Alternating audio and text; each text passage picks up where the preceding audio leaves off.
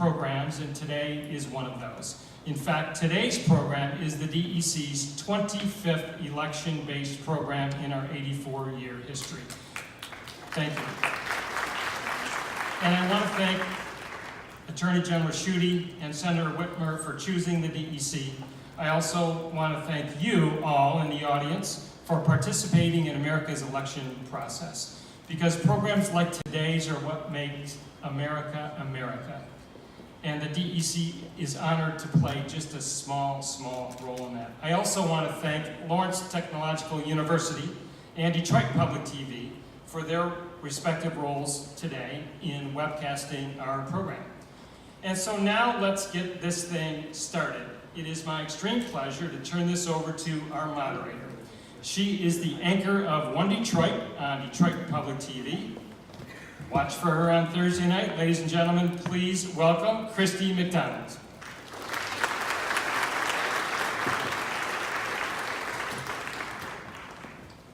Thanks so much, Steve, and good afternoon, ladies and gentlemen, to all of you. I have the honor of moderating today's program, where you will hear separately from each of the two leading gubernatorial candidates who hope to become Michigan's governor for the next 4 years. We've heard Bill Schuette and Gretchen Whitmer answer a lot of questions in the last few months, but today, all of the questions that are going to be asked of them came from you here in the audience. And we have purposely focused today's program and issues that are important to the business community. So, all right, so before I bring the candidates out, I want to take a moment to introduce our participants and share the program rules so we are all on the same page. First, two very important people to today's programs, the timekeepers. We have two of them.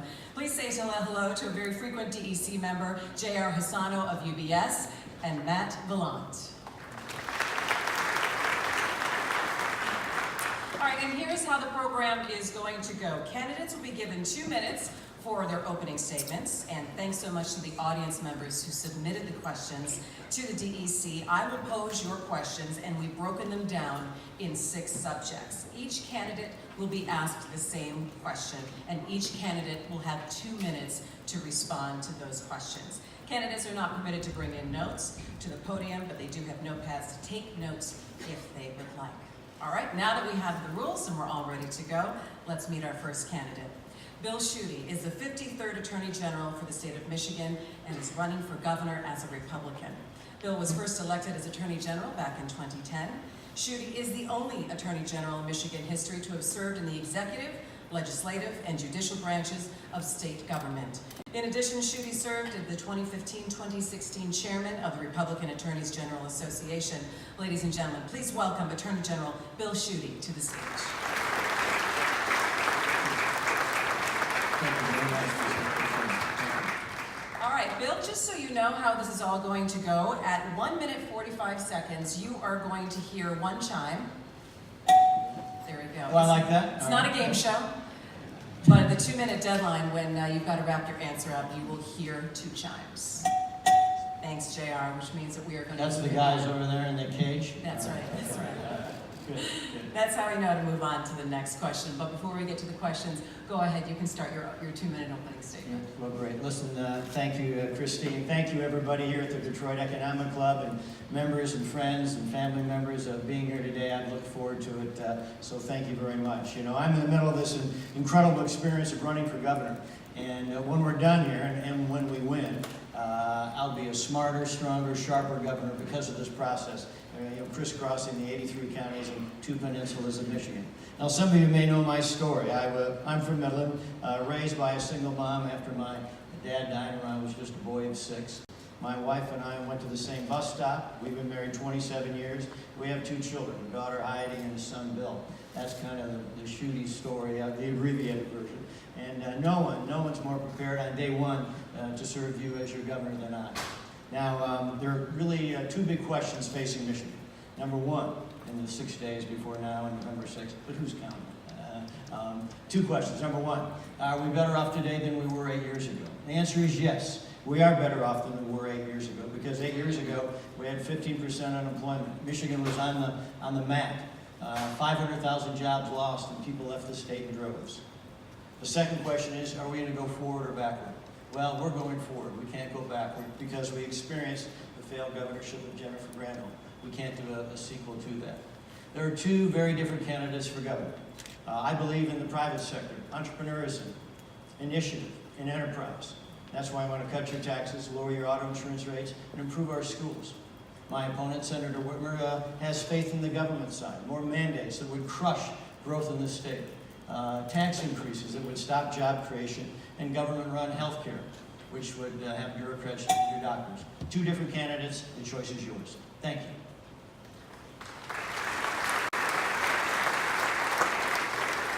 All right, let's go ahead and get to the first question. When we ask the audience for questions, we receive the most response on the topic of education, especially when it has to do with the success of students in the future workforce. So we're going to take 2 points on education, K-12 and higher ed. So here we go. How would you work with the Michigan Department of Education to turn around schools consistently falling behind on scores? What resources do you believe are necessary to achieve K-12 success? And then secondly, once we get our kids into college in this state, how do you plan to work with universities on state funding that's available? Well, this is all about relationships, and I'm a relationship guy. And as a former member of Congress and former member of the Michigan Senate, I understand how to get things done in the legislative process. Now, I think our focus on education ought to be on outcomes. I went to public schools, so did my wife and our 2 children. But today, Michigan's third grade reading scores are at the lowest part on the bottom rung compared to any other state in the nation. When only 35% of our children are proficient in reading when they complete third grade, that's outrageous. That needs to change. I want to make sure that we grade our schools A through F, provide a report card for families so they can see how their school is faring. I believe in incentives. We ought to award grants to those schools that are showing higher performance. And as governor, I'll have a literacy director as a cabinet member person because of the significance of reading while when I'm governor. And we need to also make sure that we have, I'm going to build a Michigan Reading Foundation where the business and philanthropic community can participate. So we hire summer reading coaches, have summer reading camps. When I'm governor, Michigan's children will read. The focus on, I think, on outcomes in K-12 has to be the standard for Michigan. Now, with respect to higher ed, you know, I, again, will work with the university presidents. And the key thing here is that not everyone will need to go to college. Some will be college ready, but we need to make sure we have career-ready folks, high school students. There are some Madison high school students here, and I've been to their career lab, their career tech. They're making sure that people with smart minds, agile hands will go into the trades and apprenticeships. That's important for Michigan's future. So we need to do both of those things as we drive our state forward. Let's make sure we learn from, we didn't win HQ2 or Foxconn. We need to make sure we have better schools for Michigan's future. Thank you. All right, let's move on to healthcare. We received a number of questions along this line. How will you help protect Michigan residents' access to quality healthcare and prescriptions, particularly those with chronic and costly conditions? And secondarily, what kind of programs would you support to tackle mental health issues and the opioid epidemic affecting the workplace?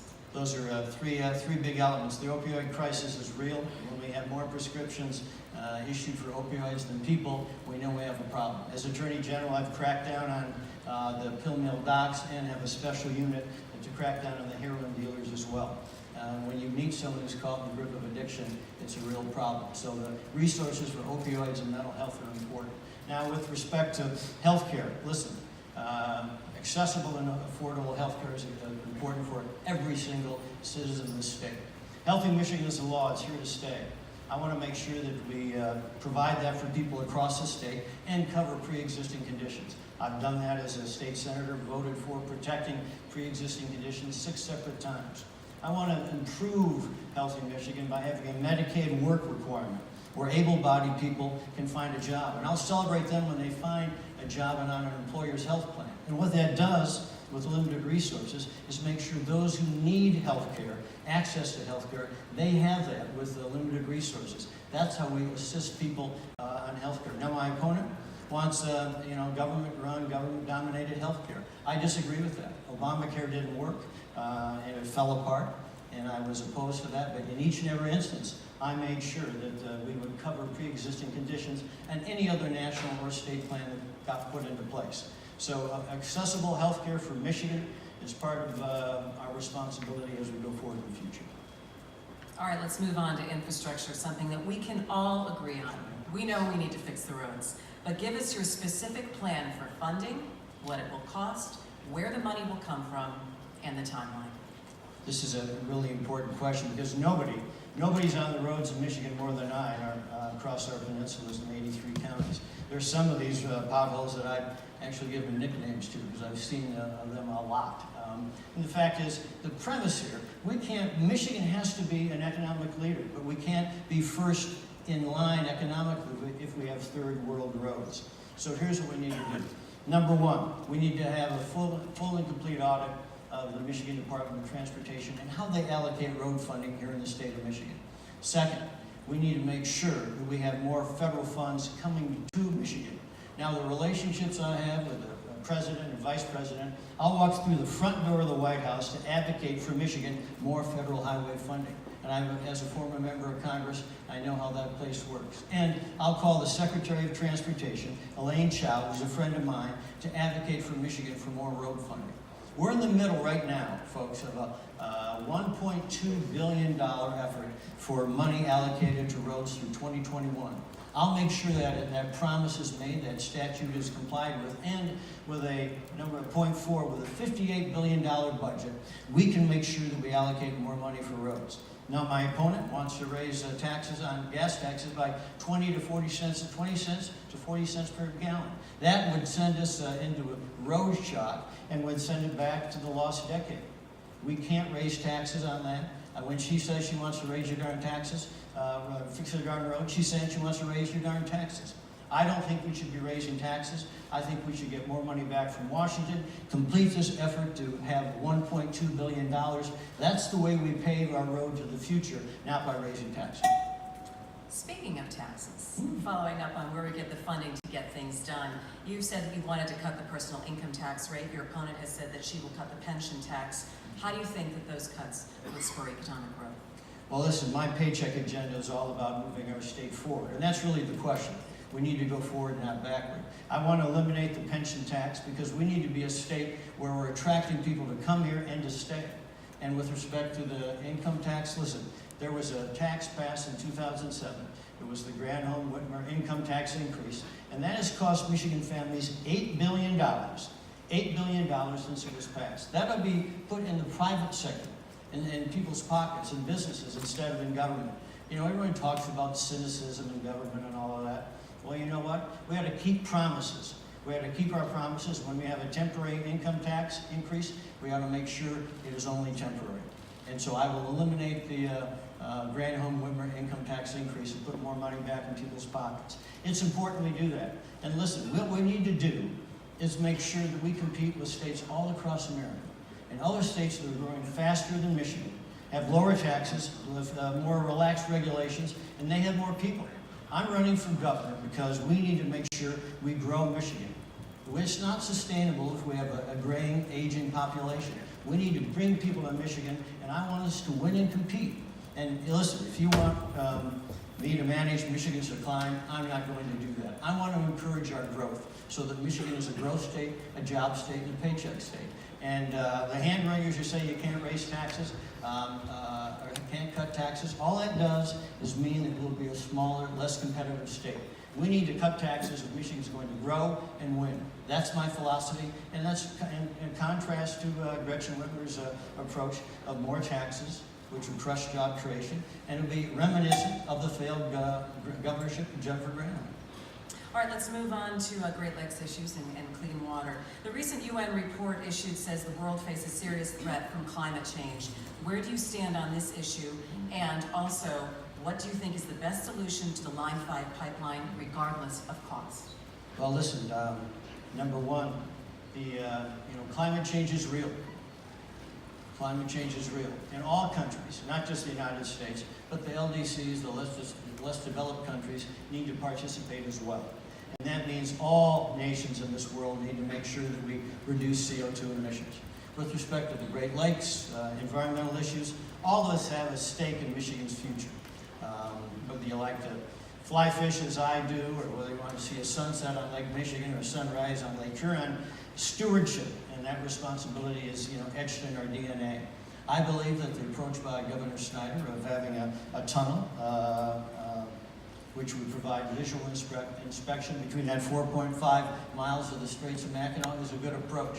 And with respect to the environment, I'm one of those who said we cannot have Great Lakes diversion of water, and also that our discharge levels in shipping in our Great Lakes, we need to have the higher Michigan standard, not the lower national standard. So I'm an advocate for making sure our discharge rates are tough and making sure we don't have diversion of Great Lakes water. And I'm the guy who made sure, I took on the Flint investigation to make sure that there's justice and accountability for families of Flint. And Flint's all about justice. And Flint's all about making sure that there's accountability. I took an oath to enforce the law in Flint, and I know people in Flint now that only drink water from a plastic bottle. And I make no apologies to anybody by standing up for the citizens of Flint to make sure that justice is delivered. And I've done that as Attorney General. I'll continue to do that as Governor. All right, we'll move on to the last few questions that have been put to us about jobs and talent in the state. Michigan, as you know, is in a fierce competition to attract and retain not only jobs, but the talent to fill them. How does Michigan compete? And when technology is changing so fast, how do we train for jobs of the future? Well, the issue of talent is really about how we grow our state. And we need to have a bigger, deeper, broader pool of people. And for us to grow and for us to succeed, we need to make sure that our state attracts a diverse workforce and we have more people coming to Michigan. In contrast to some states, Michigan, we're not growing sufficiently. You look at, and I reject those who say all the jobs are going to be in Tennessee or Florida or the Carolinas or Utah or Arizona. We need to make sure that Michigan is a growth state. And the best way to review this is, you know, that we once had 19 members of Congress in Michigan. After the next census, we'll have 13. That means other states are growing faster than we are. We must make sure that we compete and win with other states. We need to make sure that we lower income taxes, and we need to cut auto insurance rates. I was at a parade in Madison, over in St. Clair Shores, and a guy came up to me twice in the parade, grabbed me by the shirt. He was relatively polite, but it made his point, okay? And he said, Schuette, you got to cut auto insurance rates, and talked about the fact that his daughter's not moving to Michigan because of the fact that auto insurance rates are so high. So we need to drive that down, and we can't have barriers to entry. We need to make sure that our tax climate and our regulatory climate is second to none so that Michigan succeeds. And again, I want to be known as a jobs governor, and I want to be judged. Are we adding members of Congress and adding population? I am not going to manage Michigan's decline. If you want someone to manage Michigan's decline, I'm not your guy. I'm not encouraging that, but I want you to know my attitude is about growth and jobs and paychecks for Michigan. Now, my opponent's economic policy, it's extreme and would drive people out of this state. I want to have growth and jobs. And that is going to end our Q&A session. Ladies and gentlemen, please give a round of applause to Bill Schuette. Thank you very much. I appreciate it. Thank you so much. Thank you, folks. And now it's time to introduce our next candidate for governor, Gretchen Whitmer.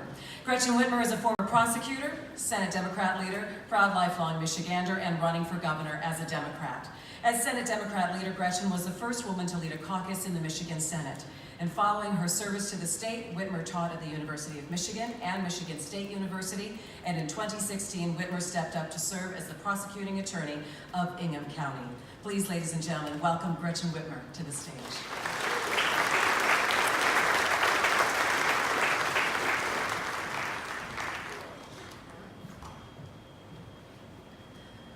Gretchen, just so you know how this is all going to work with our timekeepers, you will get a chime of the bell at 1:45 in, and it will sound like this, JR. And you will get 2 chimes when you are to wrap up at 2 minutes. All right, so let's go ahead and we're going to give you the same questions that we gave Mr. Schuette just a few moments before, and we're going to start with education. And when we asked the audience for questions, we got the most talking about education. So we're going to look at 2 points, K-12 and also higher ed. How would you work with the Michigan Department of Education to turn around schools consistently falling behind on scores, and what resources do you believe are necessary to achieve K-12 success? And then once the kids get to college in the state, how do you plan to work with universities on state funding that's available? Okay, so I know that, I think first I'm going to do a little introduction. Oh, right? yes, okay. That's right. Just wanted to make sure we do the appropriate introduction. I apologize, No that's worries. right. You have a 2-minute opening statement. I'm going to be fired after this. No, we got a lot to cram in, so I appreciate your You got interest in jumping right in. My name's Gretchen Whitmer, I hope many of you know that by now. I assume most of you do. I'm running for governor because I love this state. I am proud to be a Michigander. And like so many people in our state, I'm a hardworking person. I do what I think is the right thing, and I try to do always in keeping my family at the center of all the work that I do. I started my first job when I was 12 years old. I mowed lawns, I was a cashier, I waited tables. I've always had a job, and I know that the hardworking people of the state need a governor who works just as hard as they do. My hardest job came though when I was 29 years old. I became a member of the sandwich generation, which simply means I was sandwiched between two generations of my own family for whom I was the primary caregiver. My mom was dying of a glioblastoma multiforme, the worst kind of brain cancer you can get, and I was starting my family at the exact same time. I had to take on an insurance company that was wrongfully denying her chemo. I had to work to make sure that I could arrange daycare for my newborn and continue to nurse as I went back to work. It was this experience, more than any in my life, that is what drives the work that I do. It is exactly why when Governor Snyder embraced the Affordable Care Act, I crossed the aisle and worked with him to get it done. I knew, despite the fact that his party controlled both the House and the Senate, there was no way he was going to be able to get it done without my help. And so we worked together and expanded Medicaid, and 680,000 people in this state got health care because of it. $2.3 billion to our economy. We have all benefited directly or indirectly because of that work. And I tell you about that part of the work that I've done so that you know how I look at the world and what I think we need to do as a state. We need a governor that can build coalitions that solve problems. Potholes are not partisan. An education system that is in the bottom 10 is not for Democratic families or Republican families. We're all paying a price for that. And it's time for us to clean up the water in the state of Michigan. We can do great things. That is our legacy, and that's where we need to be headed. All right.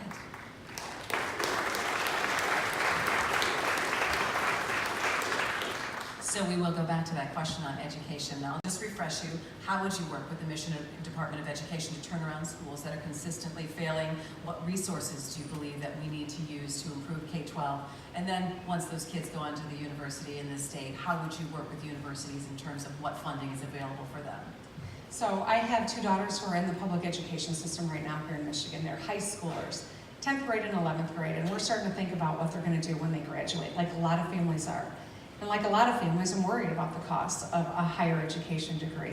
I know that our education system, which was once the envy of the world, is now the bottom 10 in our country.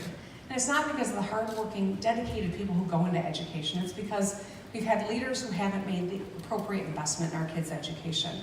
One of my most fundamental disagreements with the governor, with the Democratic governor with whom I served, was about education funding. During her tenure, money was taken out of the school aid fund and put into the general fund to backfill holes. It was precedent setting, and my fear was that it would be the example of what future governors would do. And sure enough, $3.5 billion has been taken out of our public schools to backfill the general fund. And we've seen our rankings fall further and further behind. Our kids deserve better, and that's why as governor, I'm going to make sure that no dollars are taken out of the school aid fund. That means we could put almost $800 million annually back into K-12, wraparound services for our youngest learners, to making sure that our kids are literate, not punished for not being able to read at the end of third grade, but have tripling the number of literacy coaches so that every child is reading by the end of third grade. That measurement is so critical. Prisons are built based on literacy rates. Your lifelong trajectory in health and wealth is determined based on your ability to read at the end of third grade, and we're getting it wrong here in Michigan. But another thing that we've been doing wrong is not investing in higher education. For the longest time, we've been telling people the only path to a good life is a four-year degree, and then we made it impossible for young people to pursue that, coming out with crippling debt or an all-out barrier for people to pursue that education. And that's why my Opportunity Scholarship, that is a part of my economic plan, is a serious effort to make sure there's a debt-free path for everyone to do a two-year degree, or bringing down the cost of a four-year degree, or a path in the trades, because everyone deserves a path to a good-paying job in the state. All right, let's move on to healthcare and the questions that we received there. How will you help protect Michigan residents' access to quality healthcare and prescriptions, particularly those with chronic and costly conditions? And then what kind of programs would you support to tackle mental health issues and the opioid epidemic affecting the workforce? Well, you heard in my opener, one of the things that I'm most proud of the work that we've done here in Michigan in the last 8 years and that I played a role in was expanding Medicaid. There's no question that getting 680,000 people in our state covered has benefited every one of us. 30,000 new jobs, and I already told you the other numbers, but this is something that has really improved the quality of life for people. I have met people across our state. I've been into all 83 counties. I did that before the primary even, because I know this. This is not a state with red counties and blue counties. It's a state full of 10 million people who need a governor who shows up, who understands what the issues are that different people are facing and wakes up every morning ready to roll up her sleeves and get to work tackling those issues and building coalitions to do it. Healthcare is something that is on the front and center of so many people's minds. They're grateful that we've made these strides, but we've got more work to do. First and foremost, we need to protect Medicaid expansion and make sure that we don't see any efforts to roll it back. The Attorney General's filed 9 lawsuits to repeal the ACA, which would eliminate coverage and protections for people with pre-existing conditions. That's the wrong thing to do. We need to continue to work to expand access. And mental health and opioid abuse are pieces of public health in Michigan. We need to get serious about opioid crisis in this state. Addiction is not a moral failing. It is a disease. And we need to stop shaming people who have addiction, make sure that they have the wraparound supports, whether it is through mental health support or addiction support, so that people can manage their diseases. There are more prescriptions for opioids in this state than there are people who call this state home. And that's why a statewide database is critical to getting this done, that is updated and maintained. And on mental health, we've never recovered from the Engler years here in Michigan, when he devastated mental health system in our state. We need a mental health director at the cabinet level, which is something that I am absolutely committed to and will make a reality. All right, let's move on to infrastructure. Yes, we all know we need to fix the roads. So give us your specific plan for funding, what it will cost, where the money will come from, and the timeline. I've never speed dated, but I imagine this is what it feels like. We are rolling through this very quickly. So it's not just fixing the roads. We need to fix the damn roads. I know you've all heard how I talk about the roads, and it's not because that's the language I alone use. Trust me, I've talked to people all across our state. They're frustrated with a government that doesn't get the job done, especially when it comes to roads. Now, the average Detroiter is paying over $800 a year to fix their car. The average driver in the state outside of Detroit is paying over $500 a year to fix our cars. I've replaced 2 windshields and 2 tires in this campaign, and I can tell you it would be a lot cheaper if we actually fixed the roads the right way, which is why I've introduced a Rebuild Michigan Infrastructure Bank. It would ensure to taxpayers that every dollar actually goes into fixing the roads. 2, we would do it smarter, meaning when we rebuild the road, we use that as an opportunity to upgrade our electrical grid, to lay the conduit, to get all communities connected to high-speed broadband, that we use the right mix and materials, and we fix the water infrastructure underneath the ground as well. We have dozens of communities that cannot drink their water right now because of old infrastructure or because of PFAS that is leaching into our drinking water. This is the most important crisis we're facing right now as a state, because we've got millions of homes that can't drink their water in the Great Lakes state. But if we're going to maintain our edge in mobility, we can't have roads that are downright dangerous or are returning to gravel. We can't have vast pockets of space that don't have access to the internet and high-speed broadband. These are crucial to us maintaining our edge in mobility in Michigan, and so it is an economic investment. It is about the safety of our people, and it's about making sure that Michigan's competitive. One last thing, I talked to a woman the other day who, in the midst of having an aneurysm, her ambulance took a 10-minute longer route to the hospital. So I want you to think about the health consequences, how we are endangered because our infrastructure is failing. I think that was one of the most powerful stories I've heard on the campaign trail. If your ambulance takes a longer route when you're in the midst of an aneurysm, this is a life and death issue, this infrastructure problem. All right, well, so following up on funding and how we pay for things, let's talk a little bit about taxes. Bill Schuette says he wants to cut the personal income tax rate. You have said that you will cut the pension tax. How do you think these cuts would spur economic growth in Michigan? Well, the pension tax is about $300 million, and it is a tax that gets smaller and smaller as you know, people don't have pensions any longer. I mean, they're not as numerous, and so it is a bill that gets smaller with time. Here's the thing. The pensions that people earn after a lifetime of work, of playing by the rules, and taking a smaller paycheck in the moment with the deferred compensation of a pension was a promise that was earned, that we should respect and we should protect. And that's why I did not vote for the pension tax when the governor pushed it through the legislature, and that's why I will sign a repeal of the pension tax. I have met so many seniors who were, whether they were Detroit police officers or firefighters, they risked their lives every day. They took a smaller paycheck in the moment with the promise of this deferred compensation later. And then the legislature and governor changed the rules on them. So many of those people did a calculation at the end of their career to determine whether or not they could afford to retire. They did, and then the rules changed, and a lot of them are really in dire financial straits because of that.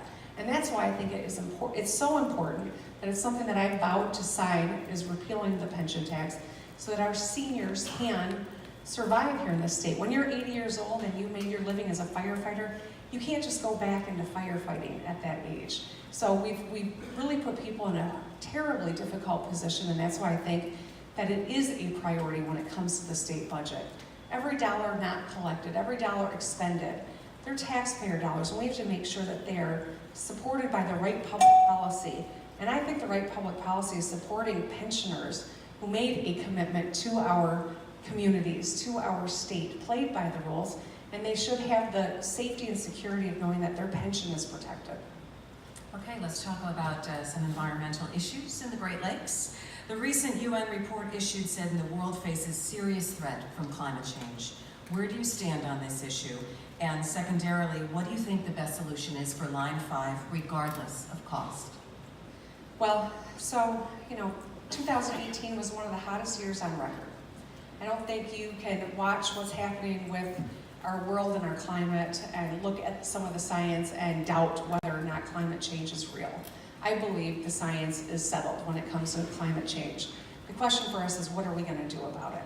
As governor, I will enter Michigan into the U.S. Climate Alliance. When Donald Trump took us out of the Paris Accords, many states took on leadership and joined and wanted to be at the forefront of policy when it comes to protecting our environment. Number two, I believe that we need to have an aggressive and grow our renewable energy portfolio to lower our greenhouse gases and our carbon emissions. And that's something that I think is incredibly important, but it's also good for our economy. It drives high-tech manufacturing jobs. We should be building every part of a wind turbine here in the state of Michigan. We should be building, the solar panels here in Michigan as well. And it also uses a lot less fresh water when we use renewable energy than the production of fossil fuel energy. So for all of these reasons, I think it's the right thing for us to do is to join the U.S. Climate Alliance and to push forward. We can do better, and I think we have a mandate to do better for our kids and future generations. But we have to take this very seriously, and we have to get to work. When it comes to Line 5, Michigan is home to 21% of the Earth's fresh water. 1/5 of the world's fresh water is in and around our borders. And yet, because of this abundance, our leaders have taken this water for granted. We need to get serious about eliminating corporate threats to our water, cleaning up drinking water across the state of Michigan, and making sure that the people of Flint have bottled water until every pipe is fixed in the city of Flint. I do not think that we should have oil going through the Great Lakes. I do not support what the governor announced. I don't think it's right to tie the hands of the next governor and to keep that pipeline in the water for the next 7 to 10 years while a tunnel is being built by a company that has proved that we have reason to doubt whether or not they're going to live up to their promises. Okay, thank you very much. And here is our last topic on jobs and talent in the state of Michigan. Michigan, as you know, is in a fierce competition to attract and retain not only jobs, but the talent to fill them. How does Michigan compete, number one? And number two, when technology is changing so quickly, how do we train for jobs in the future? I think this is a great question. We know that Amazon didn't keep Michigan in the top 20 for their HQ2, citing, of course, talent, transit, infrastructure. These are the fundamentals. I think this is why there's so much opportunity for us here in Michigan, because we recognize these are the fundamentals.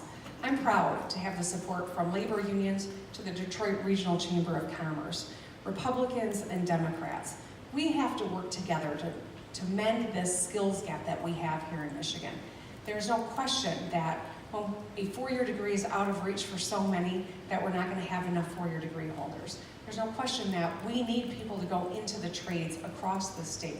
There's some great local stuff that is happening here in Detroit, but we need a statewide strategy so that every young person graduating from college is on a path that leads them into a high-wage job. There is dignity and integrity in all paths, but young people don't know about what's available, and that's why my Opportunity Scholarship is something that is a critical piece of that, but it's also why I think we need to ensure that there are opportunities towards certificates in high school, that there is a curriculum that supports it, that we have a mindset of cradle to career education, and that we ensure that every child, whether they are in Detroit or Marquette or Grand Rapids, has access to those things, as well as people who are later in life who've got to reinvent themselves or want to get into a higher wage job. I met a young man in Grand Rapids not long ago, and he wants to be an electrician. There is a dearth of electricians across our state, and you can make a really good living as an electrician in any community in the state. But he didn't have the money to go forward with a community college training. He needed $6,000. That's all he needed. This is the small kind of investment that would get someone into a workplace, into the workforce, in an area that we need people to pursue, and that pays well, like $70,000 to $80,000 a year. These are the kinds of connections that I'm determined to make as governor, so everyone has the skills to make a good living in this state. And we will have to leave it there. Ladies and gentlemen, Gretchen Whitmer.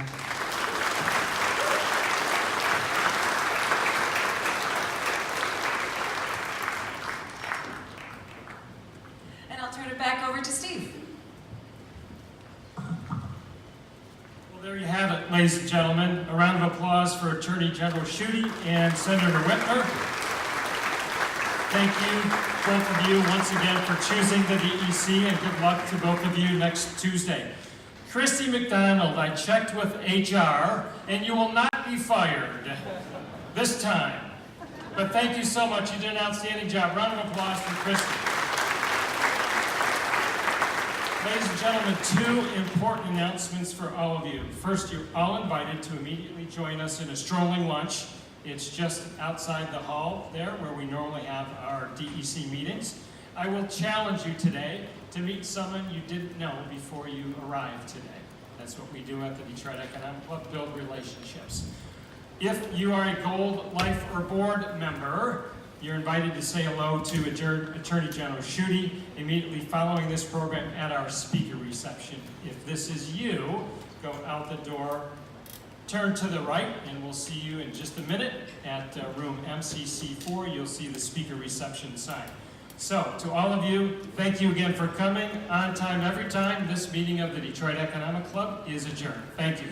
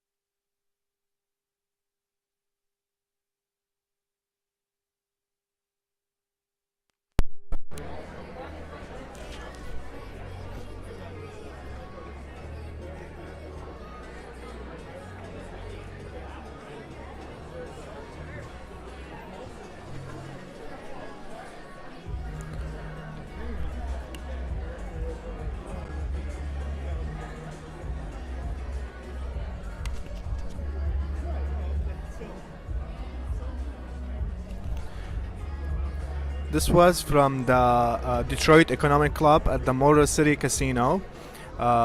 We heard from Attorney General Bill Schuette and from Senator Gretchen Whitmer about their plan to make Michigan a better state.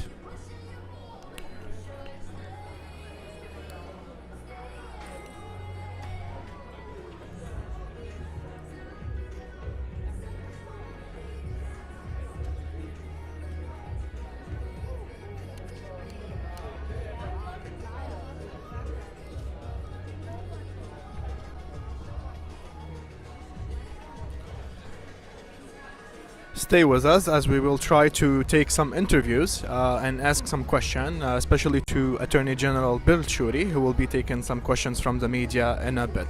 So stay tuned with us on the live coverage.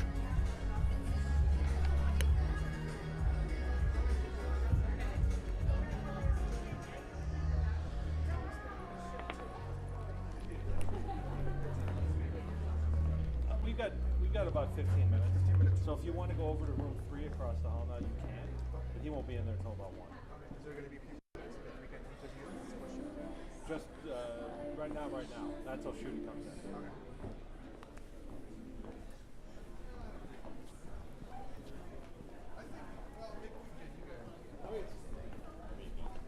Did you say, you didn't say a lot of what's this doing? Where do they want to go? I think so, yeah. How are you?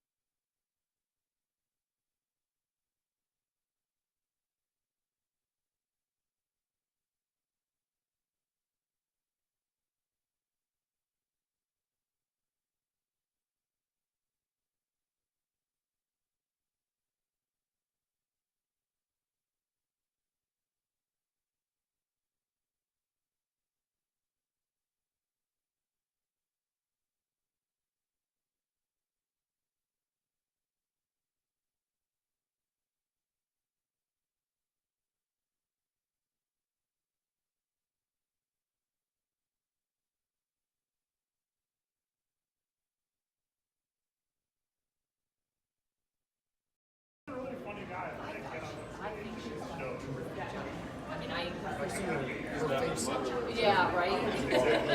The department. I just want to tell my friends. All memberships. That's me.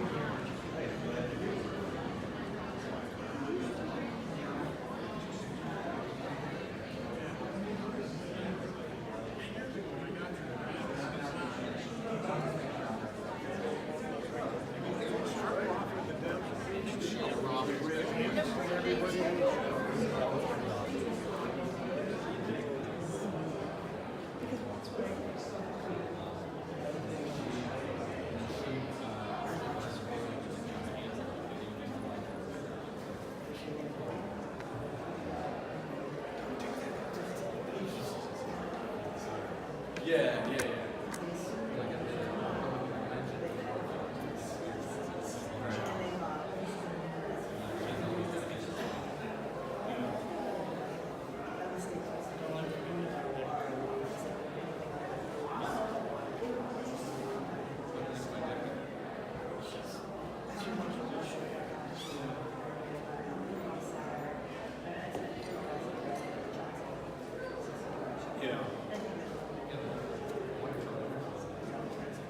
The Bernie one's interesting because he actually was significant against, you know,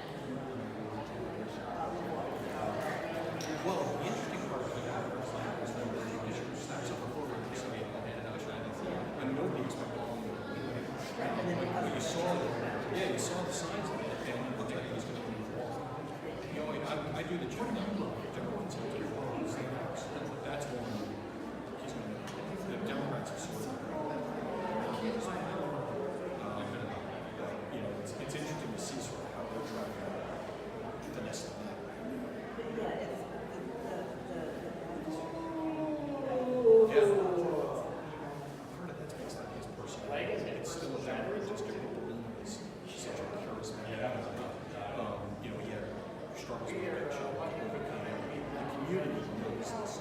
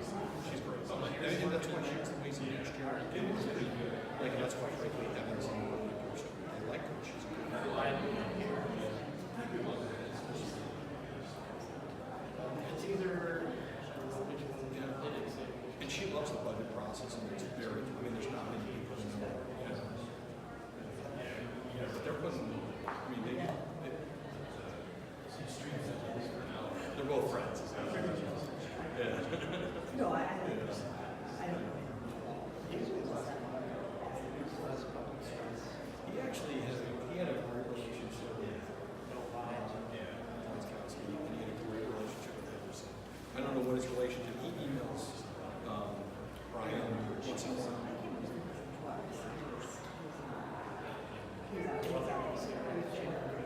Yeah. Well, by the way, once in a while, once in a while, yeah. Once in a while, he'll blind copy me on stuff. Oh yeah. Like, what do you get about it? But he definitely he puts his 2 cents in to listen every once in a while. We started to play a little bit. We were.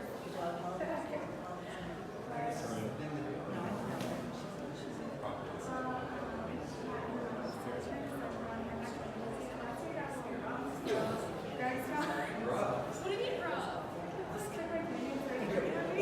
Yeah. Wow. Oh my God, that's the best thing I've heard all day. That's why she donated to the Wake Up Buddies. How did this happen? Like, you were in control of any of the candy. I know. Were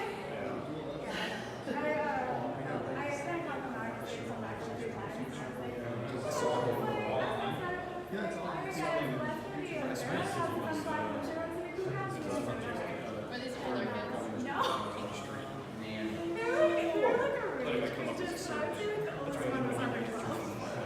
Wait,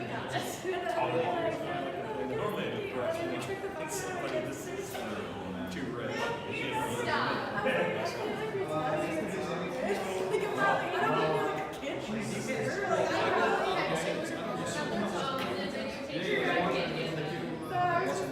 I'd rather watch that than this stuff. But that's just me.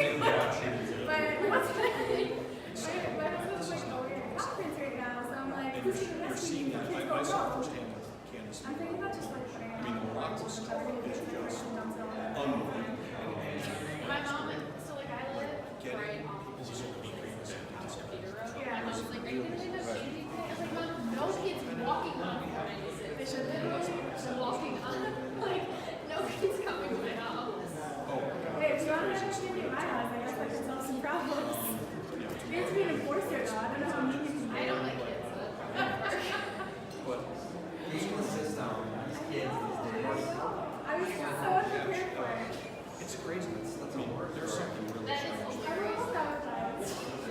That would make me want to like turn off the porch light. Are you done after that? No, but Greg took over the family, and I took over 16. 16.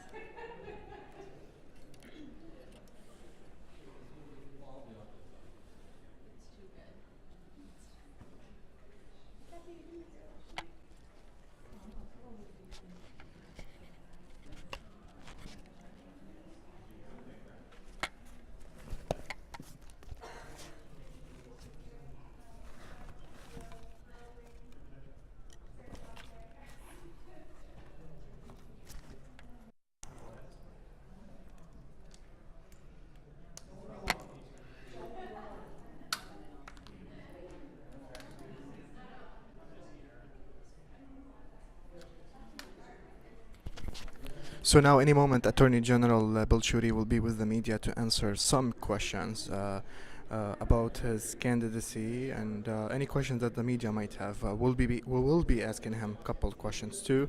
So stay tuned. If you have any question you would like for us to ask Attorney General Bill Schuette, write it in the comment box, and we'll make sure to do so.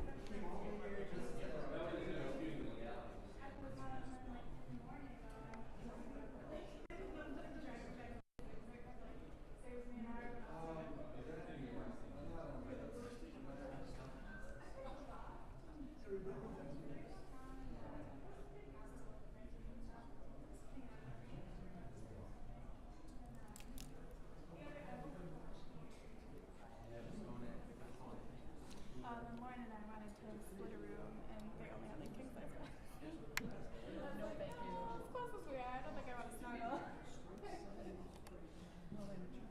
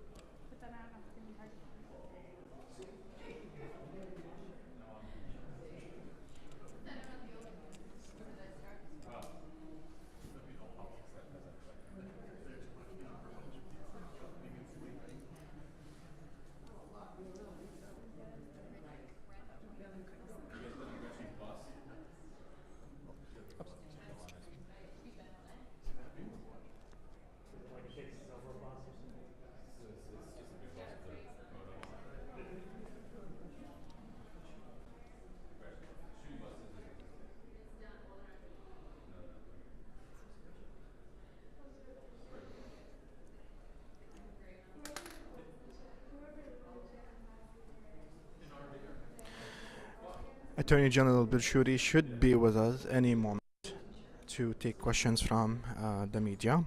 So if you guys have any questions that you would like for us to ask, please write it in the comment box below.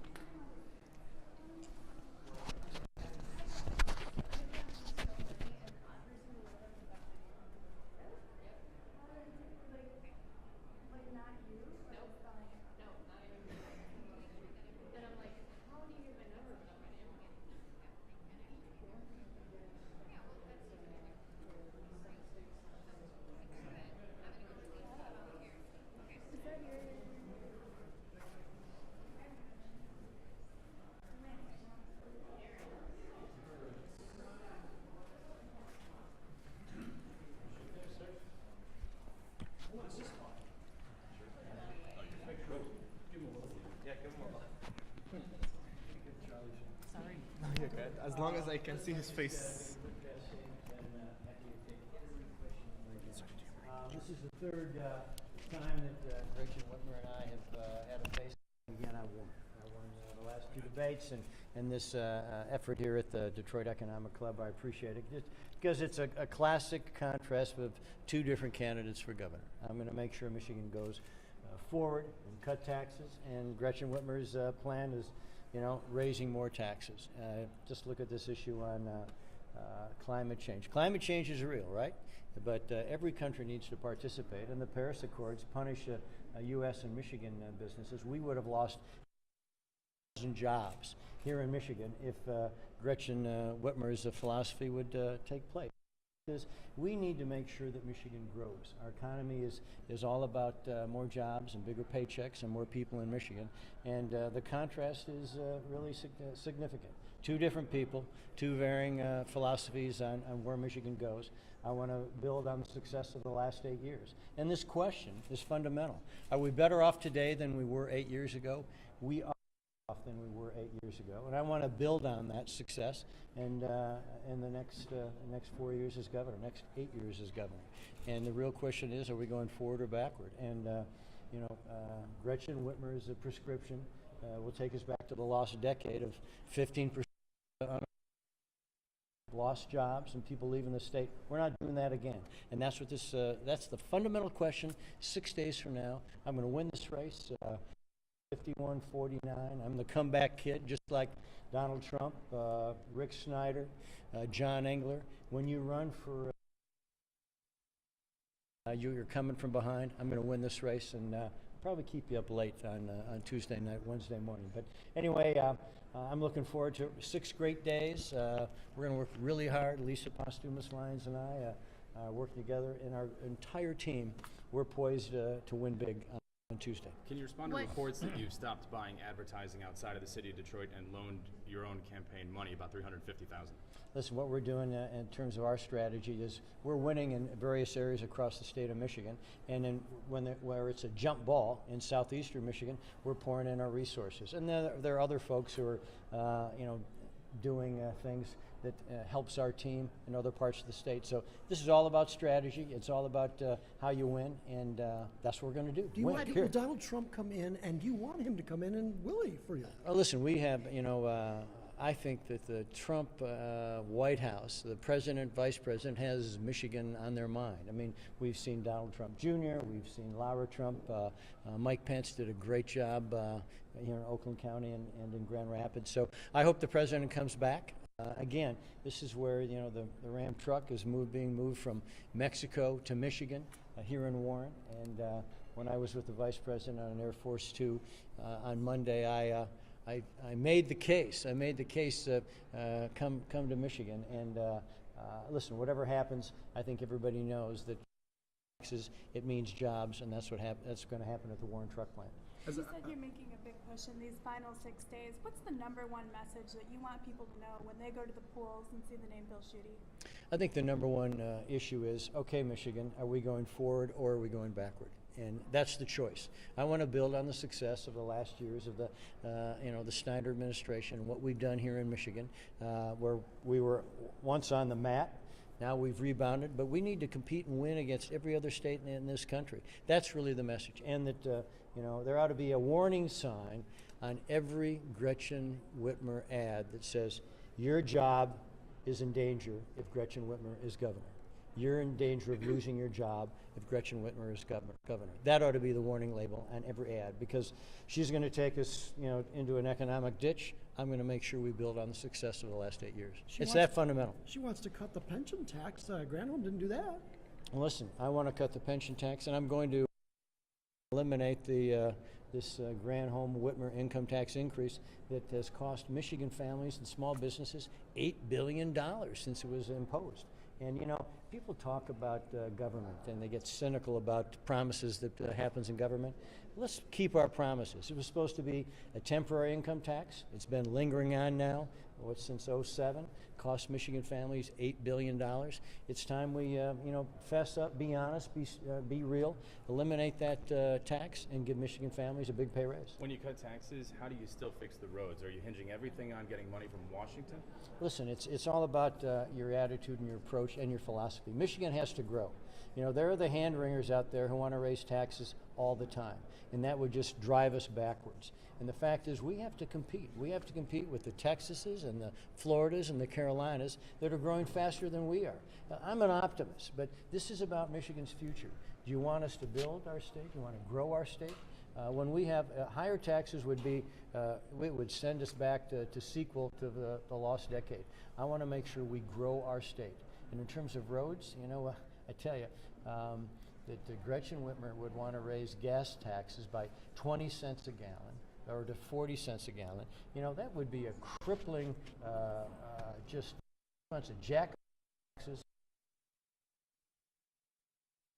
going back to the lost decade. We're not going to do that. Michigan has to grow. We need to compete. Why do you think all the states of Texas and and Carolinas and Floridas are growing faster than Michigan. Their taxes are lower, their regulatory climate is lower, and we need to compete and win. That's what I'm going to do as governor. Do you have any plans to address the rising cost of higher education? I know that was something that was brought up, but we didn't really hear your plan.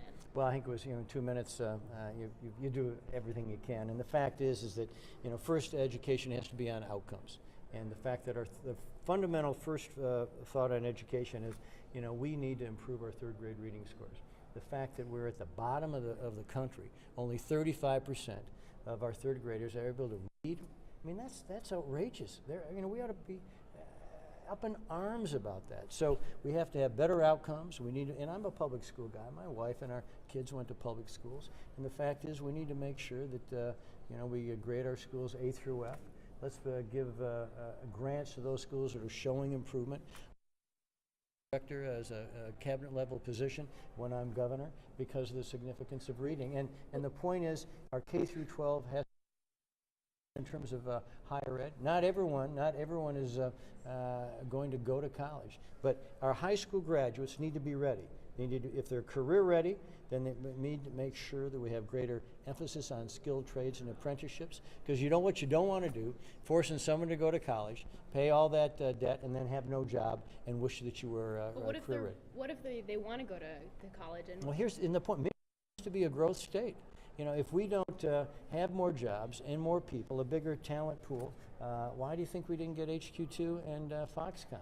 It's because we need more people, more talent, more population. If we don't grow, we will be a smaller, shrinking state. I'm not going to manage Michigan's decline. That's not what I'm going to do. What are you going to do for the schools that are failing? If you're going to reward the ones that are succeeding, how do you address the ones that get an F? Well, listen, if a school gets an F, that means we need to fix that school. And that's why we need summer reading coaches. We need to have mentors in reading. And we will work with schools. If they're not passing the grades, so to speak, we'll have to help them succeed. And listen, kids can't be locked in a school that's not working. What do you say to the economic club that didn't endorse you? Which economic? This one didn't endorse you. Oh, they didn't endorse anybody. I thought they did. No. I hate to correct you in front of your colleagues, but listen, I've gotten the endorsement of the Michigan Chamber of Commerce, the retailers, the realtors, the Small Business Association of Michigan, Business Leaders of Michigan, NFIB, Small Business Association of Michigan. The job providers in Michigan are with Bill Schuette, and that's why is that? Because I'm going to cut taxes and lower auto insurance rates, and I appreciate that. And now 6 days away, kind of what you call yourself a comeback kid. Who's what do you have to do? counting? Yeah, Who's counting? exactly. What do you guys have to do? Your team have to do to make up that ground in 6 days? Well, it's what happens in Michigan, and again, whether your name's, if you look at the Donald Trump, Ronald Reagan, all those guys, closed the gap late. And Michigan, we closed late. That's it. And so I am the comeback kid. And the fact is, we're in the margin of error now, and we're just going to keep working hard every day. And we're going to crisscross this state. In the days ahead and over through the weekend, we'll go from the lower Indiana line to the Upper Peninsula, from Lake Huron to Lake Michigan. We'll be just working hard. Oh, and then let's see. This is a news flash for you. Gretchen and Bill are going to be campaigning together. The real Gretchen in my life, Gretchen Schuette, is coming to Michigan. And so my sister, the real Gretchen in my life, is coming to Michigan. So you'll see Gretchen and Bill campaigning together. So, and our children, Heidi and Bill, are coming back, and my wife and I will be out there on the road. So we'll have a lot of fun, too. Thanks, AG. You bet. All right, see you. Thanks. Thank you. See you. Thanks. There's a news flash. Attorney General, what's your relation with Arab Americans, specifically in the state of Michigan? Well, I think that the Arab American community wants to make sure that there are more jobs, bigger paychecks, and a stronger, brighter future for Michigan. And I want to be part of that. Thank you. You bet. Thank you very much. This is the Detroit Economic. This is Detroit. Oh, they don't.